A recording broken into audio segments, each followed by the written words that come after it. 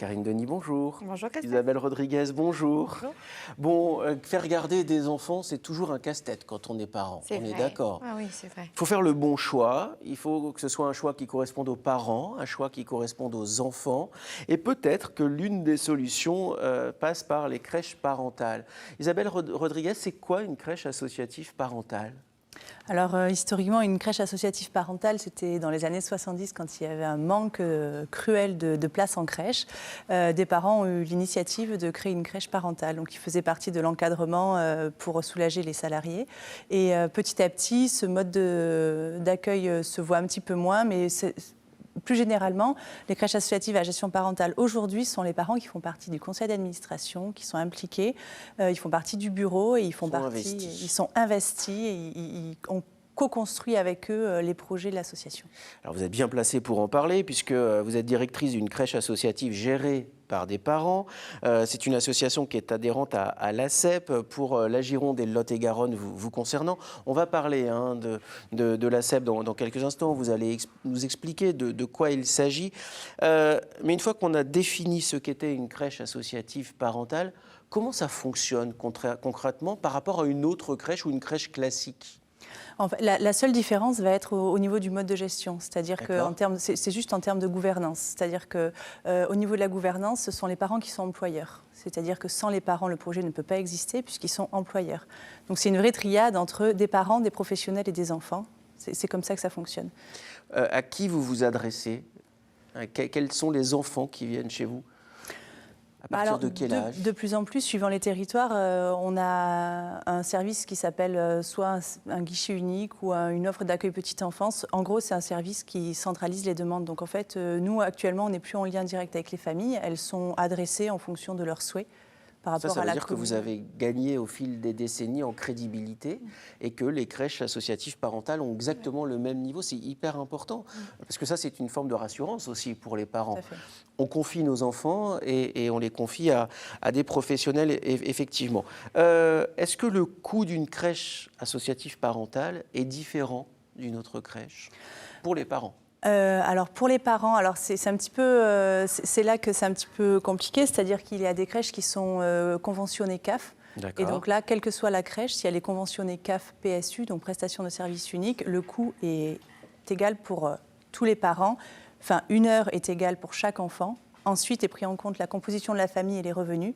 Et donc c'est indexé sur ces critères-là. Et donc en fonction des revenus de la famille et de la composition, il y a un pourcentage appliqué qui crée Donc c'est complètement en lien avec l'historique de la famille. Bien sûr, donc c'est plutôt intéressant. Un accompagnement de la famille. La crèche aussi. Associative parentale est gérée comme ça par un subventionnement CAF. C'est plutôt un bon plan, c'est plutôt une bonne idée, non, pour les parents. Karine, vous en pensez quoi ? Moi, j'ai été parent responsable, enfin adhérente, et donc j'ai fait partie comme ça d'un conseil d'administration parce que mon fils aîné était dans une crèche parentale comme ça. Donc ça remonte un petit peu, mais j'avoue que j'avais trouvé l'idée très très bien parce que du coup ça permet de mettre des idées en commun et du coup d'avoir des parents très impliqués. Donc c'est très intéressant. Ouais. Et alors là, autre forme de crédibilité acquise, c'est l'adhésion à l'ACEP. C'est quoi l'ACEP ? Alors l'ACEP, c'est l'association des collectifs enfants, parents, professionnels. Donc c'est la triade dont je vous parlais tout à l'heure. C'est une association qui est apparue donc, dans les années 80, à la suite justement de l'émergence de ces crèches parentales. Il y a eu une nouvelle initiative qui a été de fédérer toutes ces crèches sur le niveau national. Donc c'est une association au niveau national qui a des fédérations partout en France. L'idée, c'est de promouvoir la place du parent dans les structures d'accueil. C'est de mettre en lien les structures, de leur proposer un accompagnement par rapport à la politique petite enfance qui est mise en place.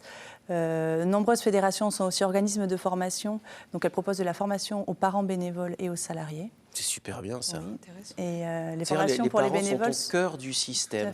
Parce que évidemment, ça vous est sûrement arrivé à la maison, quand on confie ses enfants à une crèche, parfois on a le sentiment de les laisser à d'autres qui décident pour nous. Et là, les parents sont partie prenante dans la crèche. Alors évidemment, on se pose la question du professionnalisme. Quand je parle professionnalisme, ça ne veut pas dire que les parents ne savent pas élever un enfant. Bien sûr qu'ils le savent. Mais enfin, il y a un pourcentage minimum de professionnels au sein des crèches. Là aussi, Ça doit rassurer les parents qui peuvent encore être inquiets. Tout à fait. Après, donc, tout dépend par rapport au mode de gestion. Effectivement, il y a certaines crèches où il y a des parents qui encadrent encore les enfants. Oui. Ça, ce sont des projets vraiment spécifiques. Il y en a un peu partout en France. Après, dans la grande majorité des cas, les parents ne sont plus en encadrement auprès des enfants. Ils sont uniquement dans la gestion administrative et dans les projets, dans l'investissement au quotidien, dans les conseils d'administration. Est-ce que l'association doit avoir un agrément PMI ou pas? Absolument. La PMI donne un agrément pour le nombre d'enfants, donc elle donne un agrément à une date définie, et il est limité dans le temps. Et dès qu'il y a un changement de nombre d'enfants accueillis, il faut demander une modification d'agrément.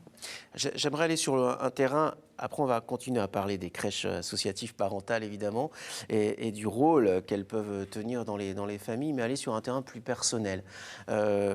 Qu'est-ce qui vous a guidé? Qu'est-ce qui vous a dirigé? Parce que j'aimerais qu'on soit le plus concret possible par rapport à ceux qui nous regardent. Il y a peut-être des mères de famille qui se disent « bon voilà, j'attends un enfant », qui nous regardent ce matin, des grands-mères qui savent qu'un enfant va arriver dans la famille, elles pourront en parler à leur fille. Qu'est-ce qui vous a dirigé vers les crèches associatives parentales? Alors, au tout début, clairement, ça fait 18 ans moi, que je travaille dans le milieu de la petite enfance. Donc, au tout début, j'ai travaillé aussi à la mairie de Bordeaux, en collectivité. Et je me suis retrouvée par hasard dans une crèche associative.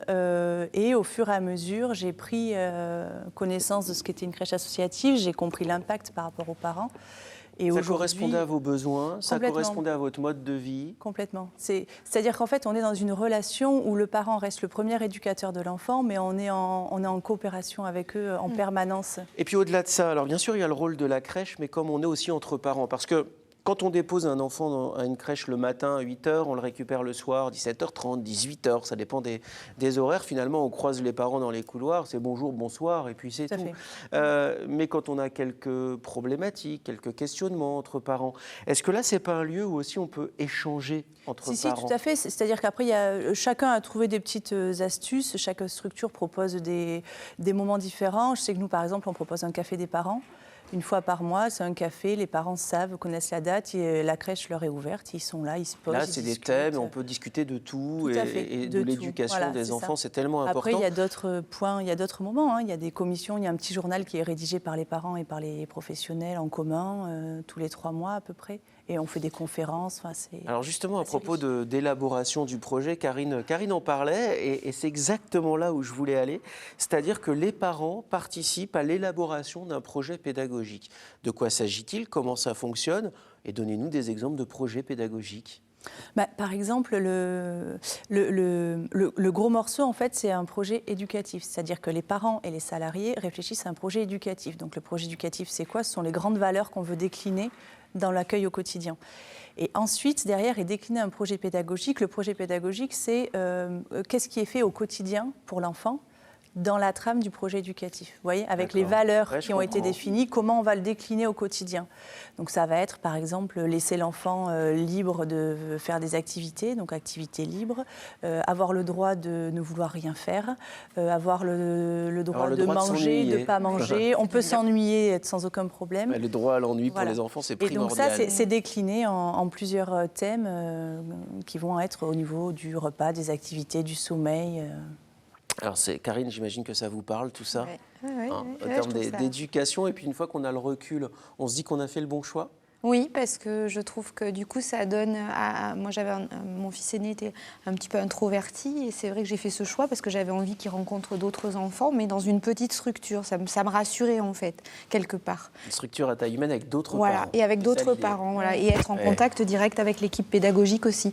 Donc, ça permet d'être tout le temps en contact. Donc, on ne perd pas le lien. Alors, je voudrais vous proposer de regarder toutes les deux un reportage, et je suis très impatient d'écouter, évidemment, votre réaction à Karine et à Isabelle. Regardez à la maison, on prend la direction de la Charente-Maritime à La Rochelle. Il y a dorénavant une crèche écolo qui a même reçu le label Écolo Crèche. Comment ça fonctionne? Regardez, on en parle tout de suite après. Voilà.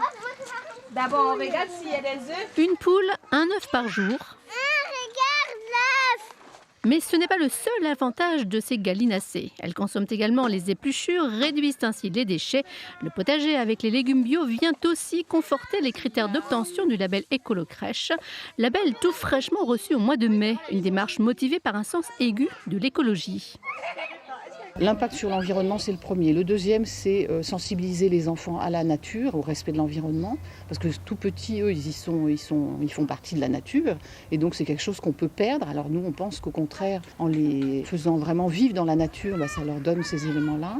Une démarche confortée par les parents puisque la crèche fonctionne sur l'implication parentale.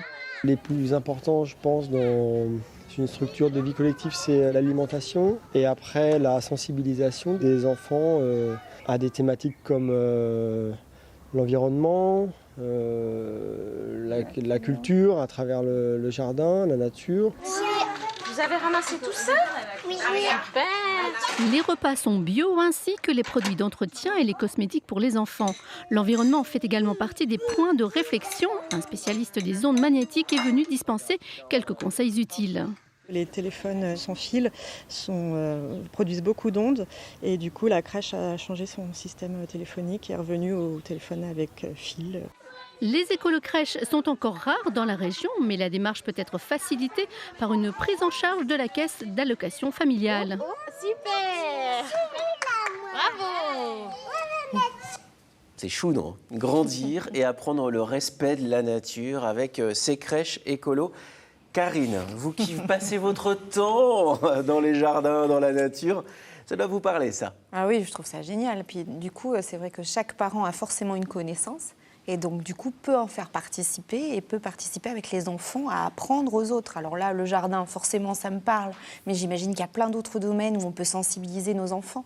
Et l'avenir passe par nos enfants. Ah ben là, pour faire des ambassadeurs du respect de l'environnement, il n'y a pas mieux. Il y a pas mieux. Isabelle, votre regard de directrice de crèche parentale sur cette écolo-crèche?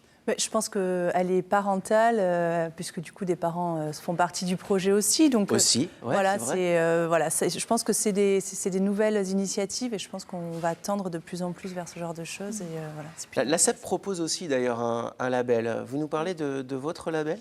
Alors le label parental ASEP, c'est un label qui est donné aux structures en fait, qui souhaitent y participer. En gros, c'est un travail de co-rédaction avec les parents. Et donc, il y a une charte à respecter et l'idée, c'est de faire apparaître au maximum l'implication des parents. Donc, il y a comme une grille à respecter.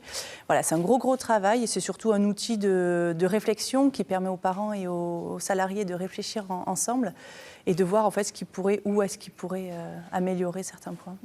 Vous en savez plus sur les crèches associatives parentales si vous allez sur le site de l'ASEP.